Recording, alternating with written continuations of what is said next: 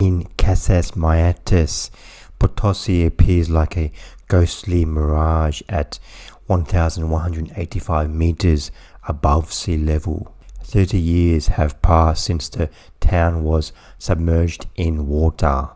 Justo Perez's family was the last to leave the place. One day fate comes again to the ruins of the town and reminds them through the death of Jesus of the crime and the swamp of which they were victims 30 years ago.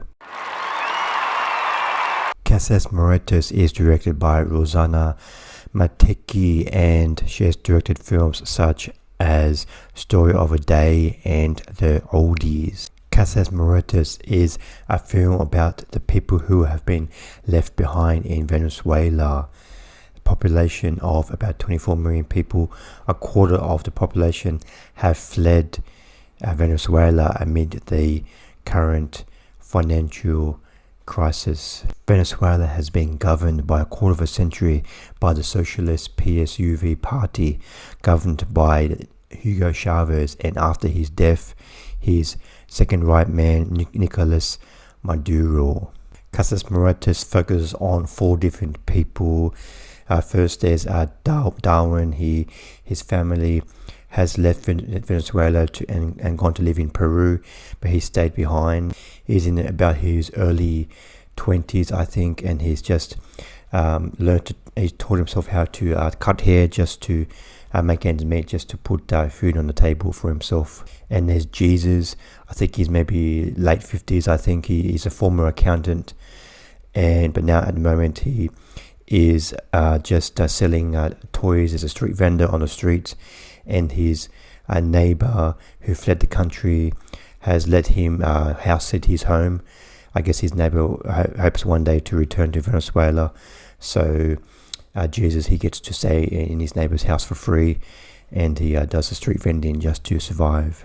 There's Isabel. I think she's in about her in her 80s, I guess. She has many grandchildren and great-grandchildren, and she spends a lot of her time in her former village, Potosí. The village has been submerged in water, so she had to, everybody in that village had to escape, and she just reminisces about the time when she was younger. Even though it wasn't a very rich life, it was a very fulfilling life. She had everything in her village, and she was very happy with her family, but because of the rising water, she had to escape that village, and then she often spends her spare time going back to the village, even though it's submerged in water, just to look after the village and reminisce about old time. And there's Elvira and Gregorio's. They are a couple. They lost their son. Their son was protesting on the street, and their son was killed in the protest by government officials. And they spend the film they're describing their heartbreak about losing their son, and even though their son has passed away, they still devote their life to remembering their son, who was I think maybe a teenager or early 20s when he was killed on the street. This film is a quite a beautiful film. It's very nicely photographed and very isolating film. Every time we meet one of their mainly four protagonists, we see them like just by themselves. It's a very lonely, isolating feeling to the film. The film does a great job of really capturing the daily struggle it is for Venezuela people at the moment. Up to almost 90% of the population is living in poverty, and maybe 50-60% of the population is living in extreme poverty, and the film really captures the daily struggle for everyday people in Venezuela at the moment. But for me, the film was a little bit slight.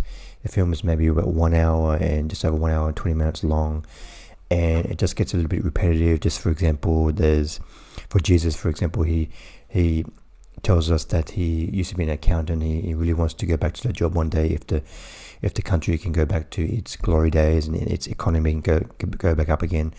And then about 20 minutes later, we get the same scene again of Jesus describing he used to be an accountant. So it gets a little bit repetitive, and this film says what it wants to say in the first half of the film, and it gets a little bit it just a little bit repetitive as the film goes on, but I still recommend checking out this film. It does very much capture the everyday lives of Venezuelans at the moment.